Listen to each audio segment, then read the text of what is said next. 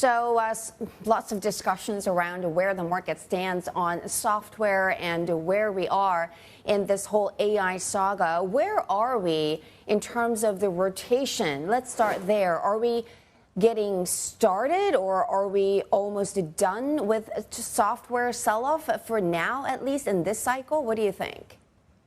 So I think for the broader rotation that started back in late October, early November, I mean, we still think that has a lot of legs, and to the extent that we're still going to kind of move through and get into the meatier part of the current phase of AI, which we've called the cascade phase, not just because of a lot of the price activity that you've seen in areas like software, but really, this next kind of phase of diffusion of AI technology throughout the market. And somewhat ironically, I think the net economic benefits and this becoming more widespread and more beneficial for broader society and the broader global economy, that doesn't necessarily accrue to the benefit of a cap-weighted index like the S&P 500, mostly because of the weight of tech or communication services, or to some extent consumer discretionary. When you take those three sectors, you have 55% of the S&P 500. So if the broadening out trade and the rotation trade is beneficial for the broader market, but those three sectors are not leading, which is very much the case month to date and also year to date,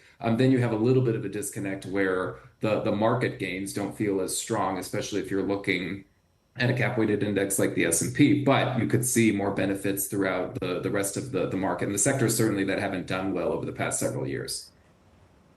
Yeah, and you actually made this point in your notes as well, that AI is not just a technology narrative. It's actually about economic restructuring force. And I somewhat agree with that. It's sort of working like a QE in a way, that a lot of money flowing in and really trying to lead to a higher productivity.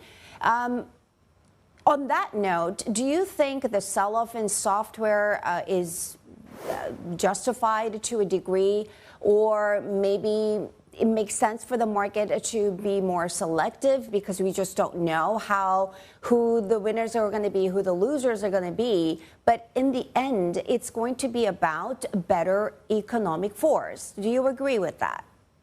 Yeah, and I think, to the extent that the software sell-off, it's sort of the nature of the beast these days with how quickly, these sell-offs can gain steam. And it works in the opposite direction, too, when you have, meme stocks that were moving, making moves that they did a couple of years ago, or even in the precious metals market, earlier this year. I think just the nature of algorithmic-driven trading is such that you have these pretty massive spikes, both to the upside and the downside. So to the extent that software is pricing in, the moves have been pricing in this, material hit to earnings, and you're about to see, a lot of profit margin weakness. I haven't seen enough evidence that that's necessarily going to be the case. So to the extent it becomes a dip buying opportunity, I'll leave that to specific industry analysts that cover that. We just don't get, that granular on the industry by industry level. But I do think that within the market and what it's telling us, it certainly is much more of an AI scare story than it is a macro concern story. And I think that is the benefit of what you've been seeing over the past several weeks, really,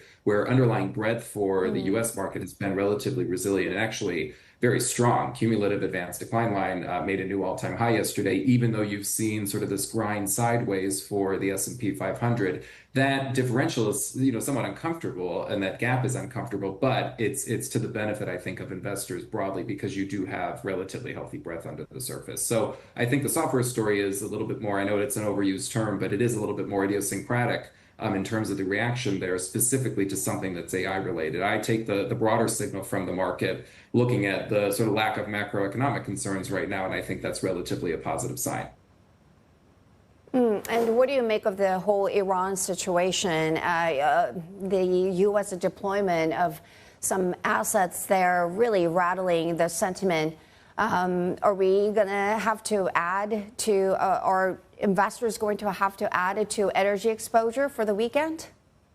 Well, I think that, Martin touched on the important point in terms of the Strait of Hormuz being the real big, I think, needle mover in terms of how much of this becomes a more stressful event for the global oil supply and whether it becomes more of an energy shock. I think the general framework I've used to think about geopolitical events, whether it's Venezuela, whether it's Greenland, whether it's, if you date it back to tariffs almost a year ago, is there's a clear distinction and there should be a clear differentiation between what is the front page risk and what is the bottom line risk for investors. So of course, this is a major front page risk from a story perspective and a media headline perspective. Of course, there could be a humanity element as well. We don't want to discount that. However, in terms of how the market views this, if there's going to be an ultimate carryover effect and filter over through to the actual bottom line, so to speak, of the US economy, if it's going to affect the energy markets to a significant degree, then of course we'll have to, wait until that is the case, if it is the case. If that's not going to happen, where the Strait of Hormuz is ultimately untouched,